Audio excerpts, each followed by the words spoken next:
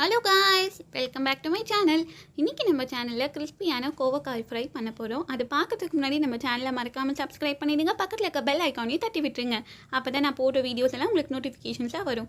வாங்க செய்முறையை பார்த்துடலாம். 1/4 கிலோ கோவக்காயை இந்த மாதிரி நீட் வாக்கில் கட் பண்ணி எடுத்துருக்கேன். ஒரு மீடியம் சைஸ் வெங்காயத்தையும் நீட் வாக்கில் கட் பண்ணிட்டு அதை சேர்த்துக்கலாம்.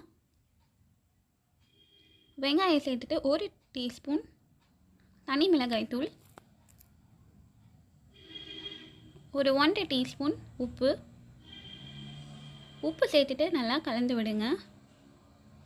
வெங்காயத்துலேயும் கோவக்காயிலையும் நிறைய தண்ணி இருக்கும், அது நல்லா இறங்கிடும்.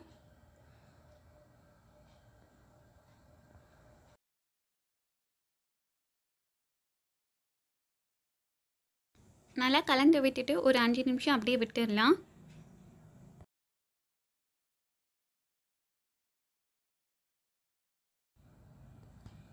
இப்போ பாருங்கள், தண்ணியெல்லாம் நல்லா இறங்கிடுச்சு. மாவுலாம் ஆட் பண்ணிடலாம். 2 டேபிள் ஸ்பூன் அரிசி மாவு,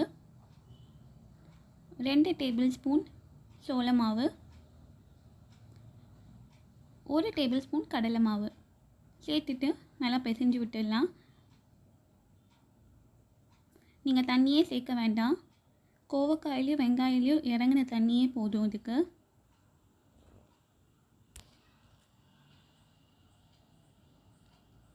உப்பு மட்டும் உங்களுக்கு கரெக்டாக இருக்கான்னு பார்த்துட்டு இன்னும் கொஞ்சம் போட்டுக்கோங்க.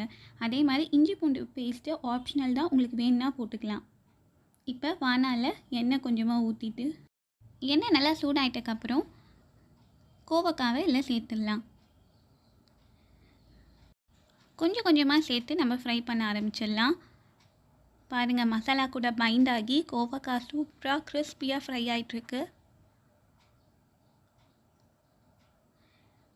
அந்த பபிள்ஸ் எல்லாம் அடங்கட்டும், அதுக்கப்புறமா நீங்கள் எடுங்க.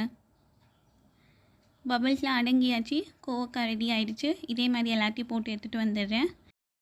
கோவக்காய் எல்லாமே ரெடி ஆகிடுச்சு. இது தயிர் சாதத்துக்கு செம்ம ஹாப்டான ஒரு சைட் டிஷ். நீங்கள் கண்டிப்பாக ட்ரை பண்ணி பாருங்கள். ட்ரை பண்ணி பார்த்துட்டு மறக்காமல் உங்கள் கமெண்ட் சொல்லுங்கள். இந்த வீடியோ உங்களுக்கு பிடிச்சிருந்ததுன்னா மறக்காமல் லைக் பண்ணிவிடுங்க, ஷேர் பண்ணுங்கள், நம்ம சேனலையும் சப்ஸ்கிரைப் பண்ணிவிடுங்க. பக்கத்தில் இருக்க பெல் ஐக்கானையும் தட்டி விட்டுருங்க. Thanks for watching.